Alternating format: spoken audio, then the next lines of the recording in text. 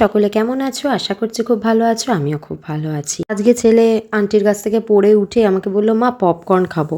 আমি এই 10 টাকা করে প্যাকেটগুলো যেগুলো শপিং মল বা ওই স্টোরগুলোয় পাওয়া যায়, আমি এগুলো কিনে রাখি অনেকগুলো করে। ও মাঝে সাঝেই খেতে চায়, ওই জন্য আমি বাড়িতেই বানিয়ে দিই, ভালোও লাগে বেশ খেতে। তাই অল্প একটু নুন দিয়ে কড়াইয়ে বসিয়ে দিলাম, তারপর নিজের মতনই হতে থাকলো। 2-3 মিনিটের মধ্যেই মোটামুটি হয়ে যায়। দেখো হয়েও গেছে, বেশ ভালো হয় খেতে। আমি একটু নুন দিই, কারণ এটায় নুনটা একটু কম থাকে, একটু নুন দিয়ে দিলে বেশ ভালো লাগে খেতে। চলো, যার জন্য বানানো তাকে এবার গিয়ে দিই, সে ভীষণ খুশি হয়ে যায় এইসব দেখলে।